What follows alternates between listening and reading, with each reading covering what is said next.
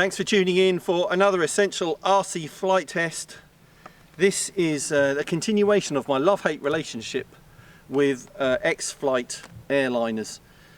So what did I have last time? The A320? So this is the 737-9, which is basically the same thing, but a longer fuselage and a nice scheme. And this one was a bit more expensive, even more expensive than the last one, because it has a light system. Woo, everybody! These little lights that it has, and the strobe light on top, they're just blinking LEDs, aren't they? So I think I learned last time running it on 4S is a better idea. I've put a bigger pack in. This is a 3500 pack, got the CG. The CG mark is between first class and economy.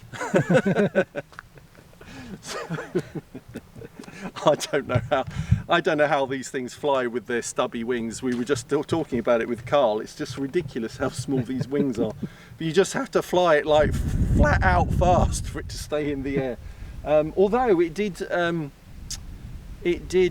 land quite nicely last time and take off quite well as well. Now the thing is, the quality of these kits for the money you pay.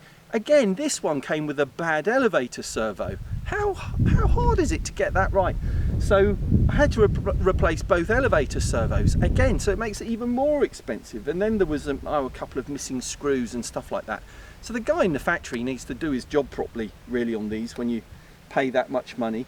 The thing, I do love the scheme on this one compared to the other one. It does look really nice, I have to say. Landing gear looks quite good. Sequenced gear doors at the front. So hanging up on a ceiling, it would look really, really good.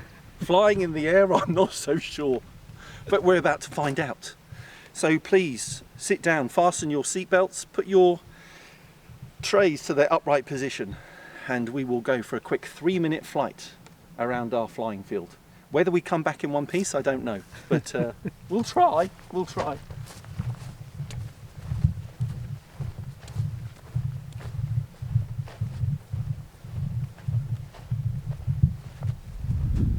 Again, the thing is with this, it doesn't have flaps, which is really disappointing on an airliner.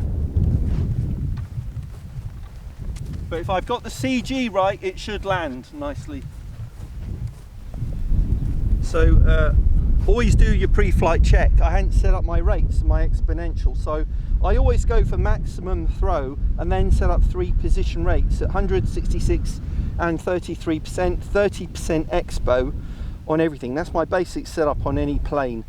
And I want max throw when I take off because it's not trimmed out, so I want to know I've got the control. Okay.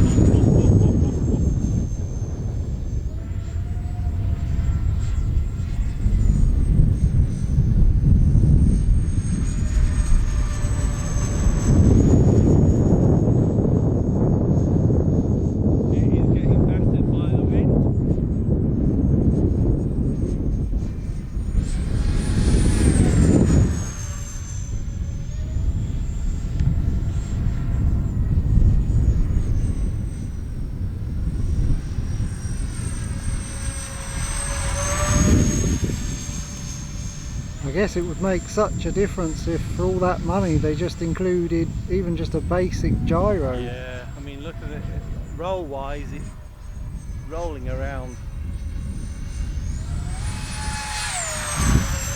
How's it compared to the other ones? I know you said you have to use quite a lot of rudder in the turns of the other one. I've not so far, but it does need it, yeah.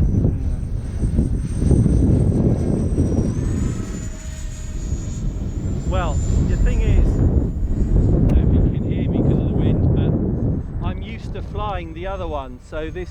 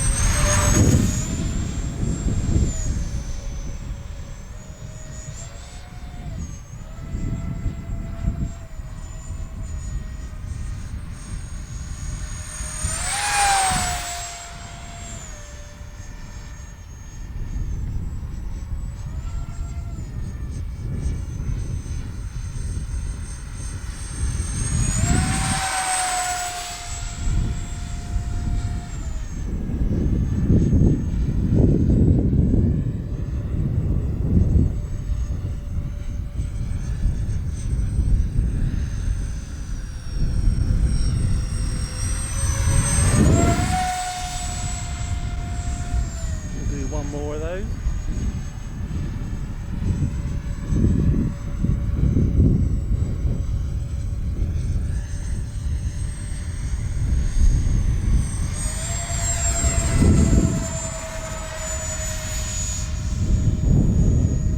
Landing gear going down.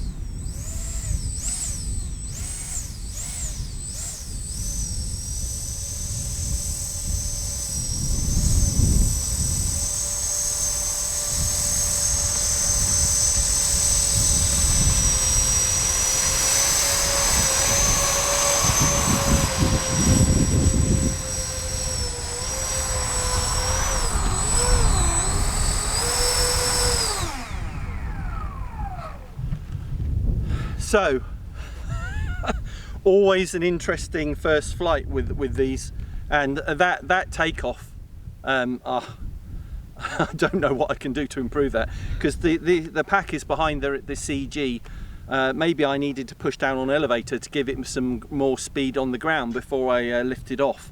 I'll do that next time. But once in the air, kind of same flight characteristics as the other airliner that I had from X-Flight. Quite challenging to fly. You do have to use rudder to kick it around in the turns. 50% throttle for most of the flight. It does cruise around quite nicely. I had to put quite a lot of down trim in, so that kind of makes sense with the more rearward CG that I've been using. And it slowed up okay for landing. Okay, I would say, still quite fast, but looks much better in the sky, I think, this 737. But again, it's just too expensive for what it is my opinion. So I won't be doing late night browsing on RC websites with a beer in future, because that was my downfall this time. I will be more careful in my purchases, I would say, and stick with, you know, those manufacturers who have a really good reputation for doing airliners and stuff like that. But for me, it was worth a try. I'm still going to fly it. I haven't broken it, so it will fly again. So thanks for following the adventures of flying these X-Flight airliners. We'll definitely fly them more in the future, hopefully get them both up in the sky at the same time. But thanks for watching this Essential RC flight test. Thanks to Carl on camera. Please subscribe if you haven't already for more Essential RC flight tests, but remember to click the bell icon for notifications of our uploads we do in the future, for shows and flight tests, and for live streams that we're also doing with simulators such as the new Microsoft Flight Simulator 2020. But thanks for watching this one. See you soon.